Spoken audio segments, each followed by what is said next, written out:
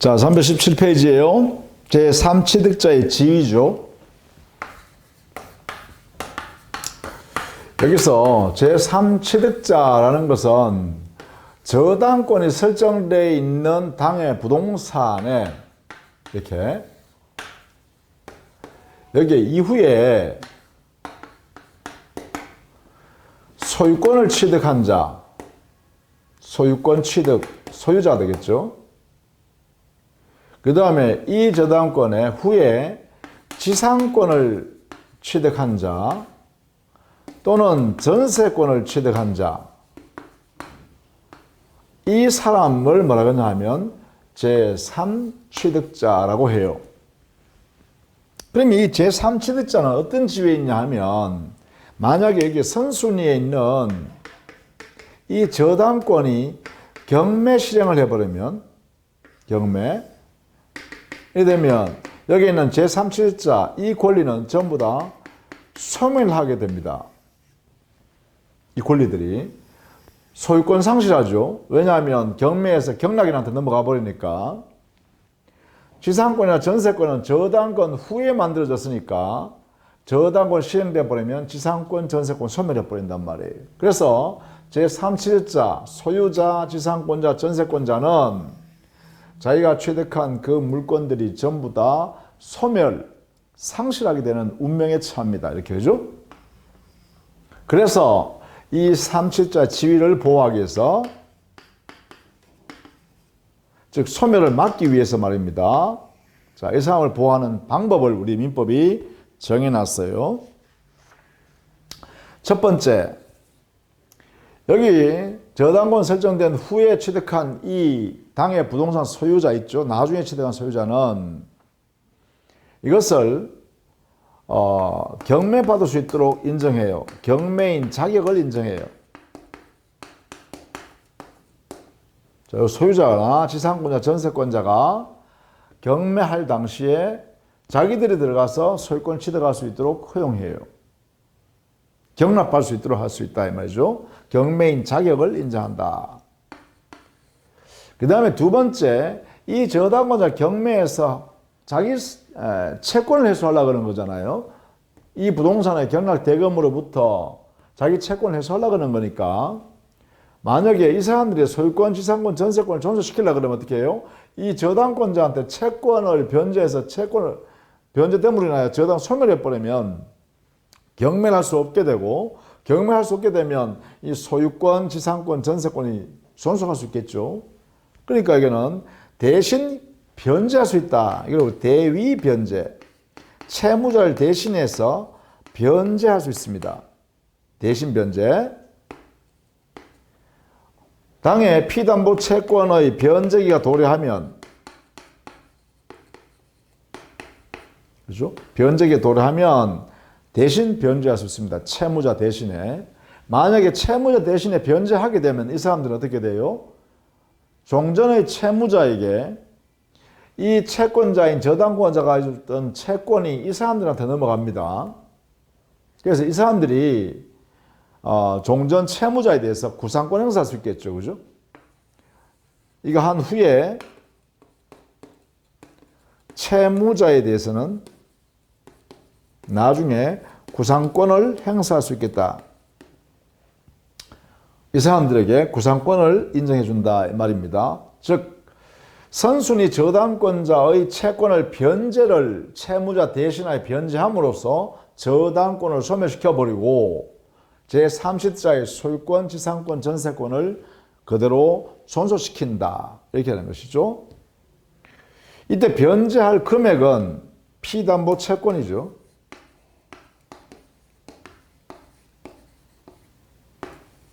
이것을 변제하면 되죠. 그래서 피담보 채권이니까 손해배상에 해당되는 부분은 이행기 후 1년분에 한해서 될 것이고 만약에 저당권이 근저당권이 같으면 채권 최고액만 변제해버리면 됩니다. 자, 그러한 변제 금액에 도움이 되겠죠. 자, 그 다음 세 번째는 이 소유자, 지상권자, 전세권자는 당에 이 부동산을 점유하여 사용하겠죠.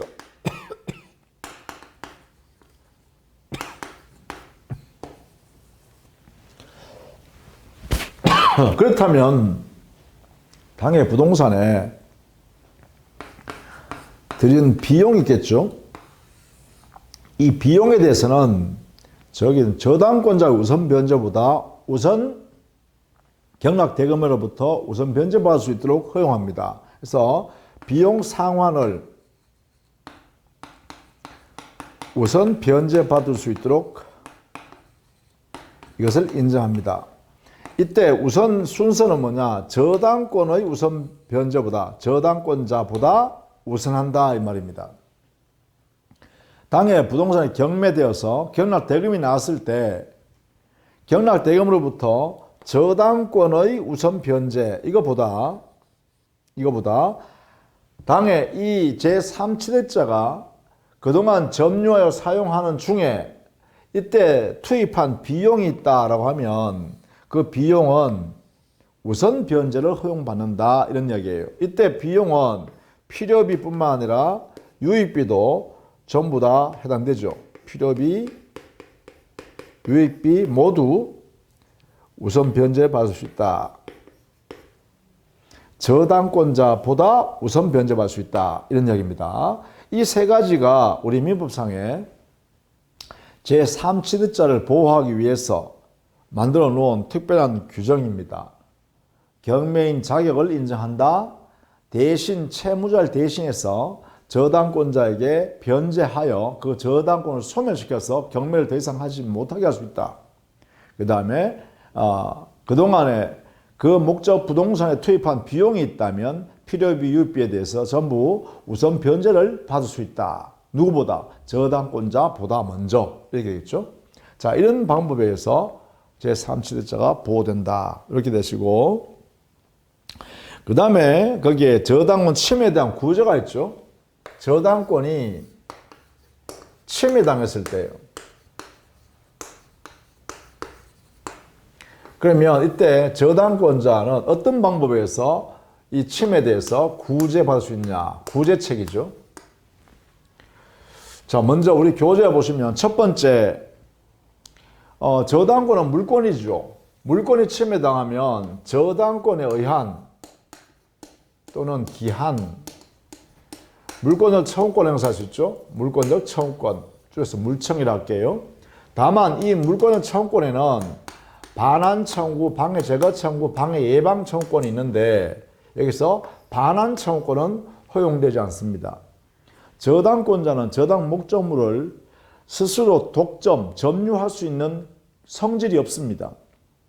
따라서 침해자에 대해서 반환해라라고 할 권리는 없다. 방해 제거, 방해 예방 청구권 정도는 행사할 수 있다. 침해자에 대해서 그죠? 이렇게 행사해야 되겠죠. 자, 그 다음 두 번째.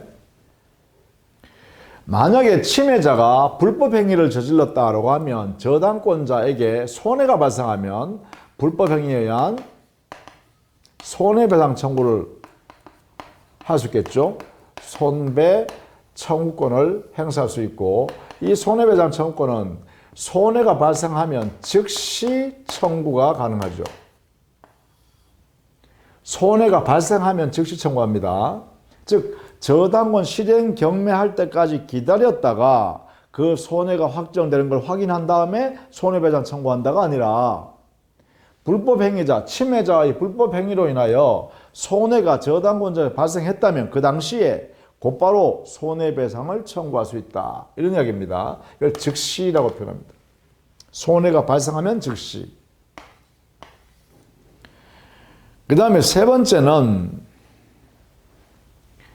만약에 이 침해하는 사람이 저당권 설정자의 귀책 사유로 인하여 침해를 했다라고 하면 그때는 저당물의 보충을 청구할 수 있죠. 누구한테 하냐면 저당권 설정자한테 이 설정자가 잘못했으니까 저당권 설정자에 대하여 보충을 청구할 수 있습니다. 이때 보충하는 것은 원상회복을 청구하거나 아니면 상당한 담보를 더 제공해라. 상당 담보 제공을 청구하는 것이죠. 이렇게. 그렇죠? 자, 이 중에 이제 두 중에 어느 것을 청구한다. 이게 보충 청구권입니다. 보충 청구권. 자, 그다음 네 번째. 만약에 이 침해자가 채무자의 귀책 사유로 침해가 이루어졌다. 그렇다면 이때는 채무자에게 기한 이익을 줄 필요가 없죠. 변제기 될 때, 도래할 때까지 이 저당권자인 채권자가 기다렸다가 변제해라 이렇게 할 필요 없다는 것이죠.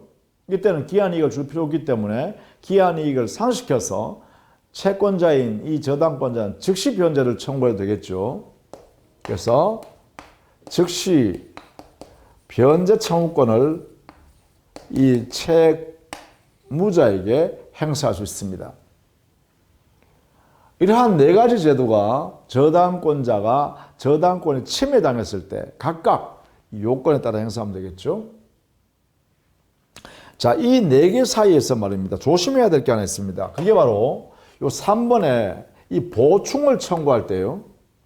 자, 보충을 청구해서 원상 회복을 받거나 상당한 담보를 제공받게 되면 손해가 발생하지 않게 되죠. 따라서 3번을 행사하면서 여기에 2번 손해배상 청구권을 함께 행사하는 것은 안 된다. 그죠? 이때는 3번만 행사할 수밖에 없다. 2번과 3번 이 두 개가 행사할 때 말입니다. 이럴 때는 함께 행사는 안 된다.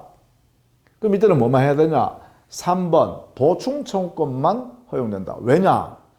3번 보충 청구를 통해서 원상회복, 손해배상에 있어서 담보 제공을 받아버리면 손해가 발생하지 않게 되어버리죠. 손해가 발생하지 않았다면 손해배상 청구권이 발생할 여지가 없죠. 또 만약에 3번과 4번을 함께 행사할 수 있는가? 이것도 역시 함께 행사할 수가 없습니다. 그 이유는 왜 그러냐면 이 보충을 청구한다는 것은 뭐예요? 당해 저당권자인 채권자의 채권이 변제기 도래할 때까지 채권자는 이자를 받으면서 계속 변제기 도래할 때까지 기다리겠다라는 의미가 여기 포함되어 있죠. 보충을 청구한다는 것은. 그렇다면 보충 청구하면서 즉시 변제 청구를 한개 행사한다는 것은 모순되죠. 그래서 이때는 역시 마찬가지 3번만 인정된다 이렇게 하겠죠. 자, 요 두 가지를 같이 이해해 두시기 바랍니다. 그래서 3번을 행사할 때는 손해배상 청구권 함께 행사할 수 없고 3번과 4번 역시 마찬가지 3번 행사할 때는 4번 즉시 변제 청구권을 행사할 수 없다. 이렇게 해석해야겠죠. 자, 이 부분도 꼭 이해 차원에서 정리해 둡니다. 자, 그래서 320페이지로 이제 넘어가면 되겠죠. 자, 320페이지. 저당권의 처분과 저당권의 소멸인데요. 일반적으로 저당권 소멸은 피담보 채권이 변제가 되면 부종성 때문에 당연히 소멸합니다. 저당권은 담보물권이고 담보물권은 통유성 있잖아요. 부종성, 수반성, 무상대위성, 불가분성이 있습니다. 그래서 피담보 채권이 만약에 0이 되어버리면 원칙적으로 저당권은 당연히 소멸합니다. 저당은 등기 말소 없이도 소멸합니다. 그래서 이런 전제하에 보시면 저당권이 소멸하는 내용을 본다면 피담보 채권이 변제가 이루어졌다.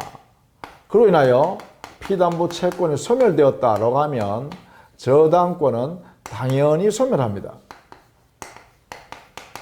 이 말은 민법 187조에서 말소 등기하지 않아도 당연히 소멸했다. 이렇게 해석한 거죠. 부종성 때문에 그렇습니다.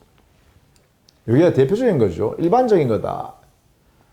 물론 피담보채권이 소멸시효로 소멸해도 마찬가지겠죠. 그래서 피담보채권이 어떤 사유로 소멸하면 저당권은 당연히 소멸합니다. 다만 저당권의 목적물인 부동산 있죠. 이 부동산이 어떤 사유로 멸실되었다라고 하면 멸실.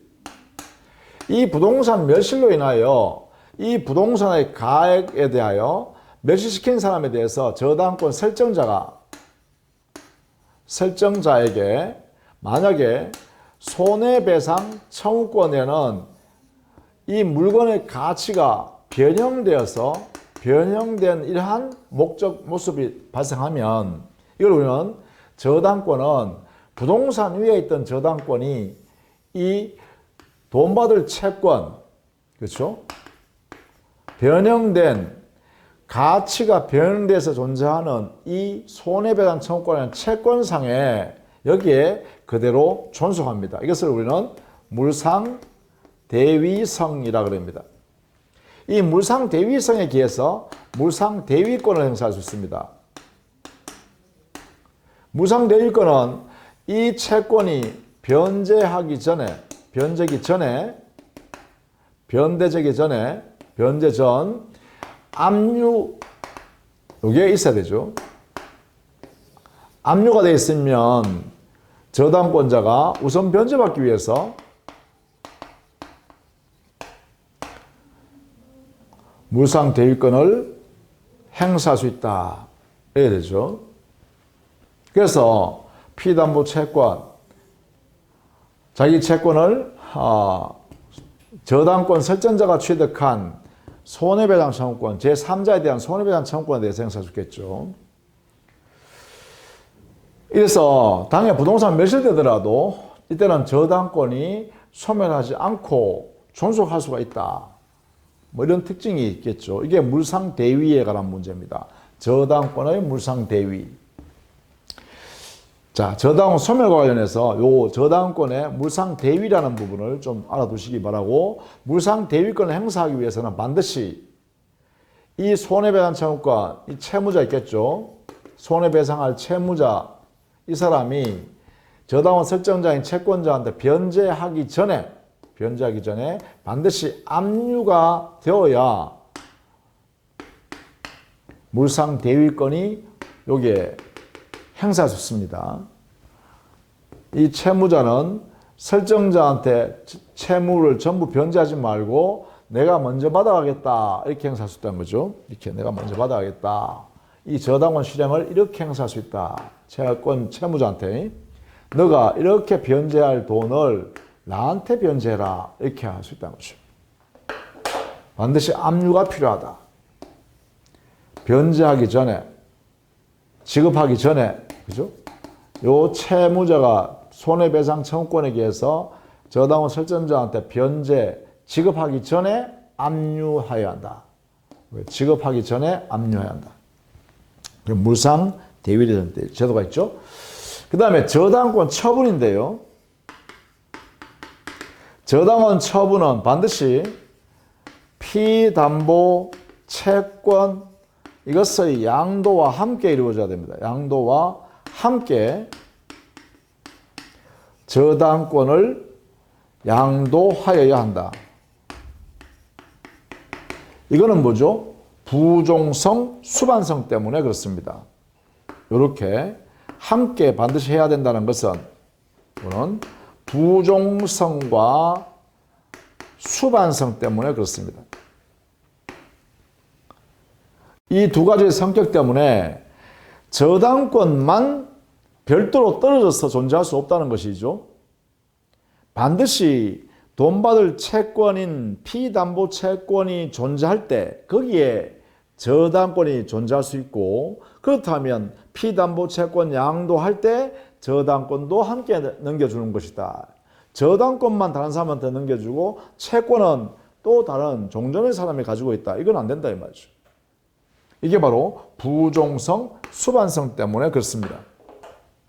그렇다면 종전의 저당권자인 채권자가 자기가 받을 채권을 타인 양수인한테 넘겨주면서 그 종전의 채권자가 가지고 있던 저당권도 함께 넘겨줘야 하고, 이때 이 저당권 양도 행위를 통해서 저당권이 이전되니까 이때는 저당권 이전 등기까지 해야 합니다. 해야, 그래야 양수인에게 저당권이 이전된다.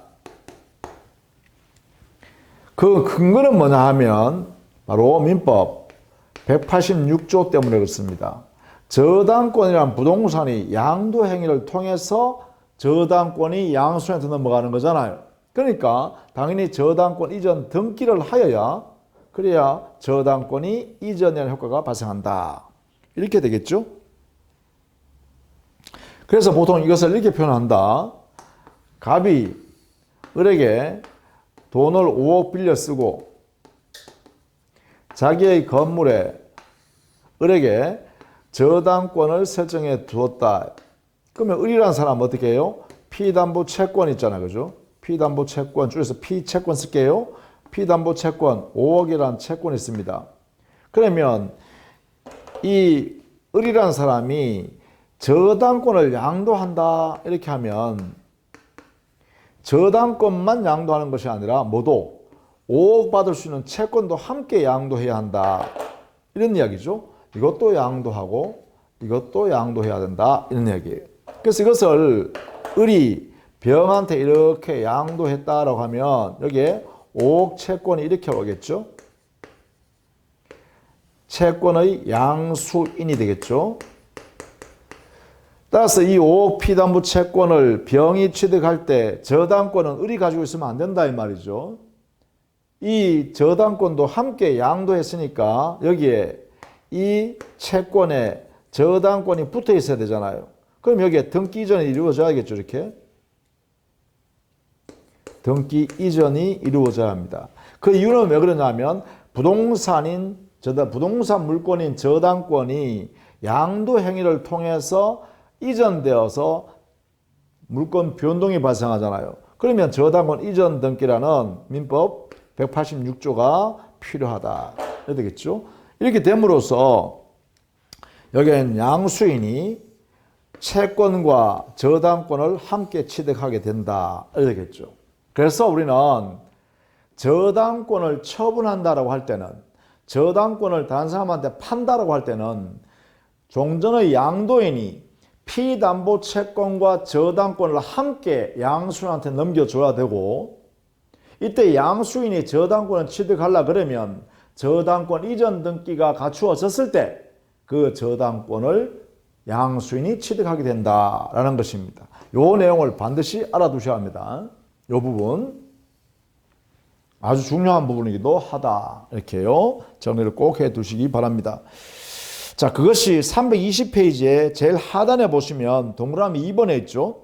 저당권부 채권의 양도 이랬잖아요. 저당권과 피담보 채권은 함께 일체로서 처분되어야 되고, 분리해서 채권은 갑이 가지고 을이 가지고 있고 채권은 일이 가지고 있고 저당권은 병이 가지고 있다. 이런 건 있을 수 없다 이 말이에요. 그래서 이 부분을 꼭 알아두셔야 합니다. 자, 다음 시간에는 특수저당권으로서요, 공동저당 그리고 근저당 이 두 파트를 또 정리하도록 하겠습니다. 수고했습니다.